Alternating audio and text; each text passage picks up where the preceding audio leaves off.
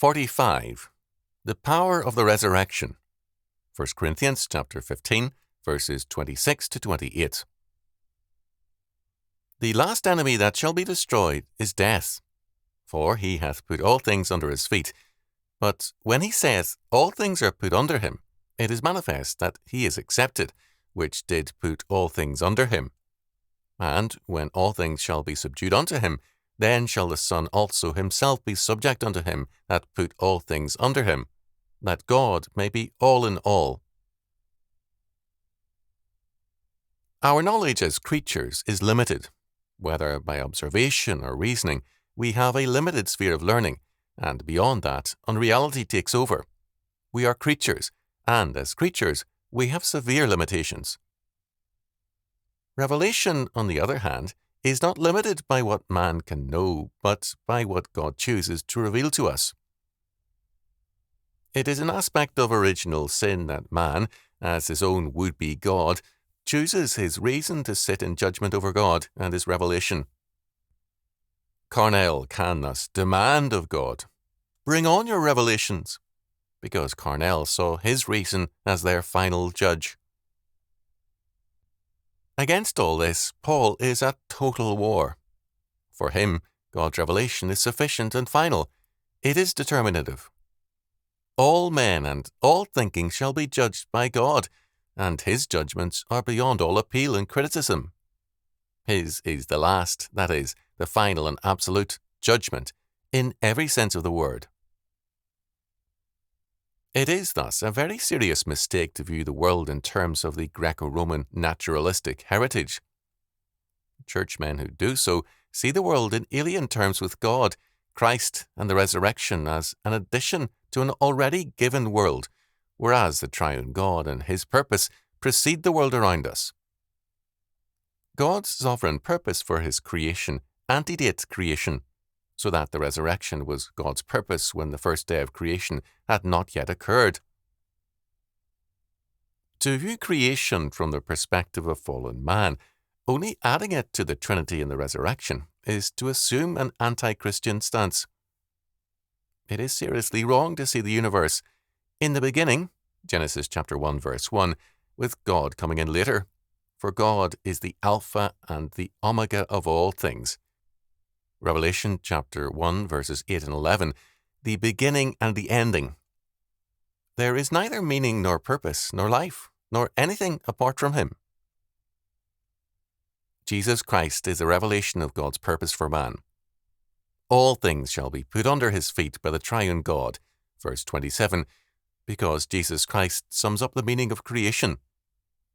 The exception to this universal subordination is Jesus Christ himself. Verse 27. He conquers all creation. He destroys the power of sin and death and brings in the new creation. God puts all things under Christ's feet. It is his purpose from all eternity to create a cosmos in which the God-man, Jesus Christ, rules over all things under God, the triune God. The culmination of this is that the Son himself shall be subject to the triune God, that God may be all in all. Verse 28. The incarnate Redeemer will be under the triune God. Clearly, this is, for us, a staggering thought that surpasses our reasoning and our imagination. We cannot fathom that extent and eternal dimension of the incarnation and the resurrection, nor the full measure of our part in the eternal meaning of the resurrection. It is an eternal world without either sin nor death nor any curse. We shall there eternally serve God in a realm where potentiality and actuality are forever one. Revelation chapter 22, verses 2 and 3. In this eternal kingdom, the redeemed shall reign forever and ever. Revelation chapter 22, verse 5. This vision of an eternal reign in life and service staggers man's imagination because fallen humanity has come to associate life with sin and death, and productivity with conflict. To imagine unbroken peace and virtue is beyond man's present grasp. For this reason, Paul devotes the rest of this chapter to explaining what the resurrection means. We cannot understand even the resurrection body except in terms that are radically alien to our naturalistic view of things. Verses 25 to 44.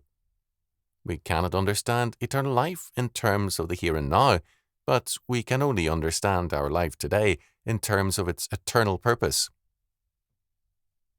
A naturalistic approach to our life is thus a false one, because we then will have rationalistic answers.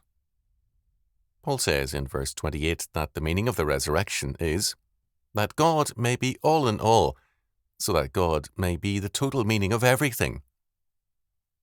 The meaning of the resurrection, as well as of everything, is to be found only in the resurrection.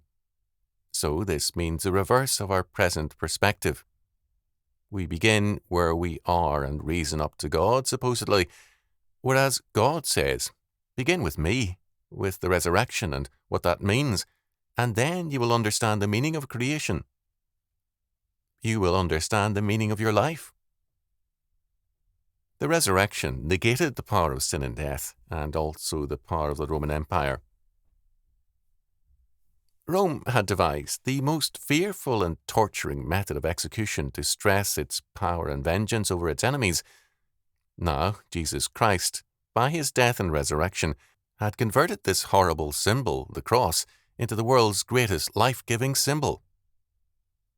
Dr. C. Truman Davis some years ago studied the medical aspects of Roman crucifixion, calling attention to the extreme physical torture and horror thereof. They had studied how to maximize pain and agony and to prolong death as long as possible. The men on the cross usually were 2 or 3 days in dying.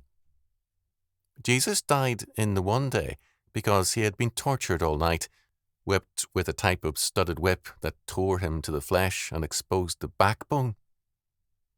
Even Davis's precise medical account, which was published in the Reader's Digest, at times caused grown men to faint. The reality would have been far more disturbing. This horrifying form of death is now celebrated in songs. In the cross of Christ I glory, when I survey the wondrous cross, and countless other well-known hymns that exalt and rejoice in the crucifixion because it destroyed the power of sin and death and brought forth the resurrection. Death, as the last enemy, shall be destroyed, and the fullness of life, our freedom from sin and death, shall be eternally ours. The preaching of the cross, Paul declares in 1 Corinthians chapter 1, verse 18, is foolishness to the perishing, but unto us which are saved, it is the power of God. The cross is the great dividing line. It spells salvation and resurrection. Paul will tolerate no undermining nor underrating of this doctrine.